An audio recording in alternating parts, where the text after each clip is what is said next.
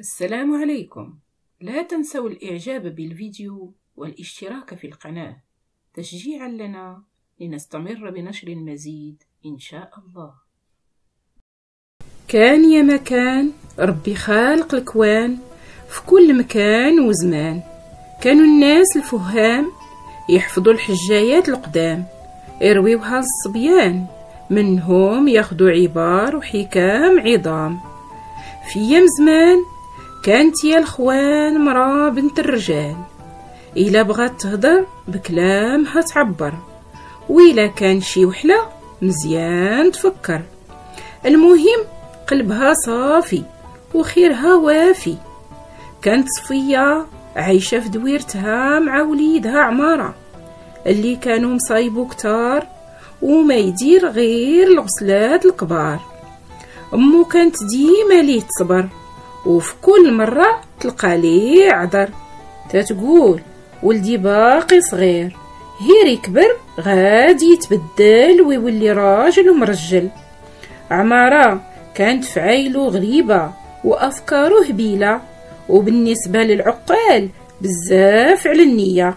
أما صفية كانت مرا وقادة، تتهلا في دارها وبقرها ونعاجها، والظاهر رجال، وكيما تيقولوا الناس القدام مرا ومرمورة ومعمرة بالشعير والقمح المتمورة.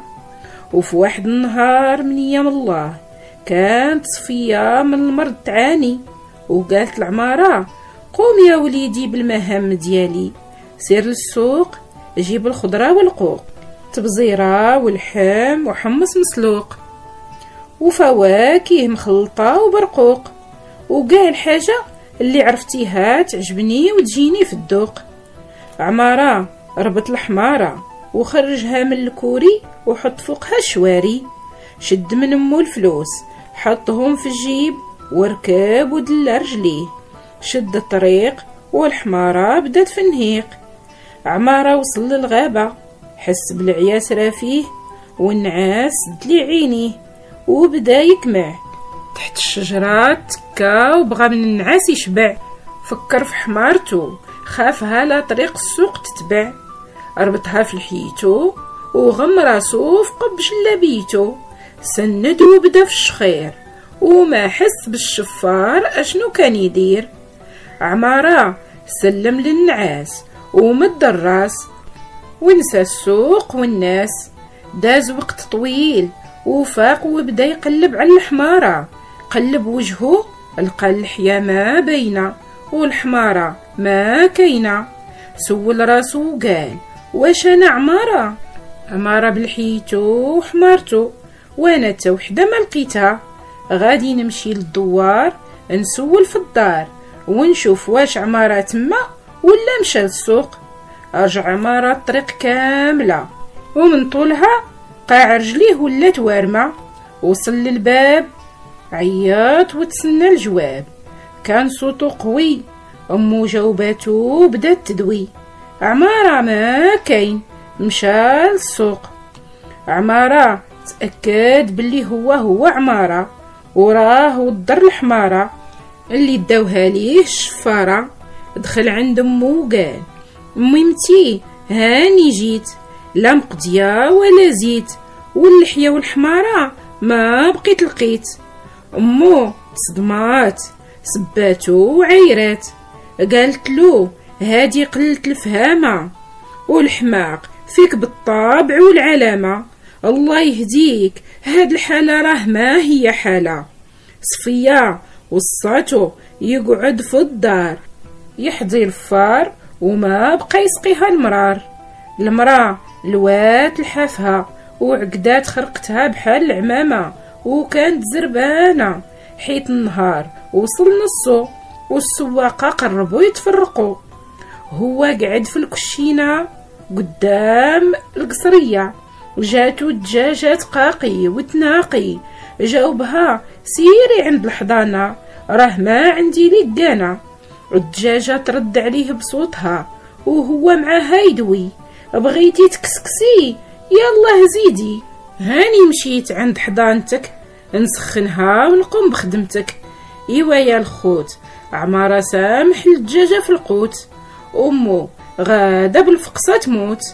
خلاتها مولاتها، واحد تعجبك فيه النظرة، وواحد تعجبك فيه الهضرة، وواحد كون تصيب تخبطو بحجرة. صفية رجعات تقدات بحال كاع العيالات، وملي دخلات لقات الدجاجة سكسوها كالتو، واللي شاط منو شتاتو. بدات تعيط على عمارة اللي كان يقلد صوت الدجاجة، وصلت عنده وبدات بعصاتها تضربو وتعايرو وتسبو. خرجته من الدار يمشي عند الكسيبة يخرجها من الزريبة، يديها طرعة في المرج الأخضر باش تشبع وبالحليب درعا يعمر. عمارة فين ما مشى يزوي ومع موكا بدا يدوي. سولها: موكا يا موكا، مالكي حداك سيبتي باركة؟ بغيتي تشري مني خرفاني؟ وقولي اش عندك تعطيني تاني؟ عمارة فهم باللي موكا شرات النعاج، وهكذا هو ما بقاش محتاج يرعاهم ويتهلا فيهم. رجع لدارهم عند امو اللي سولاتو، جاوبها وهناها، قال لها موكا شراتهم ولدارها داتهم. صفية خرجت بالجرة تقلب على كسيبتها اللي فقداتها بحماق ولدها، وتبعاه هو على موكا يجري يضربها بالحجر وهي عليه كتعفر. ايوا يا الناس، عمارة ولا على موكا عساس. موكا وصلات للغار، دخلات وفيه تخبات، وهو بدا يحفر، بغاها من رجليها يجر. شوية هو يلقى الويز كتير كيزغلل العين. رجع عند امو في الحين، قال لها: امي راني لقيت الويز كتير، موكا بيه خلصتني في الكسيبة وما تبقاي عليا غضبانة وناقمة. المرأة تبعت عمارة توصلت للمغارة، وقبل ما تفوت الباب هزات برمة عامرة بالحمص والماء، وملي وصلت خدات الخير اللي لقات، خباتو على الناس درقاتو، وولدها قدامها سبقاتو، وبدات تلوح مرة مرة الماء والحمص على راسو وتقول ليه: القوت وكول، حتى للدار وصلاتو. وملي صبح الصباح عمارة خرج وداع يعاود للناس في الدوار: انا وامي صفية لقينا طنجية عامرة باللويز هدية من عند موكا اللي في الغار مخشية. الناس يسولوه: امتى هاد الشي اللي انت عليه كتدوي؟ يرد عليهم ويقول: نهار اللي كانت شتا طاحت بالحمص مسلوق وفيه كنت ندوق. الناس ما تقوا به حيت عارفوه هبيل، كانوا يقولوا: علاش شتا كطيح بالما رحمة ولا بالحمص اللي عليه عمارة دوا. الناس القدام قالوا كلام كله حكام: ما ينفعك في الضيق غير دراعك، وما يوكلك الحلو غير صباعك. واللي بغى يكون حكيم يفهم ويتذوق كلام الأولين. الله يرحمهم كاملين ويحشرنا وإياهم مع عباده المؤمنين. وحجيتي هنا سالات، كانت منا تمتعوا بها وتسمعوها، ونتلاقاو في حجايات جايات. وحجيتي مشات من واد لواد، وبقيت أنا معكم يا ولاد الجواد.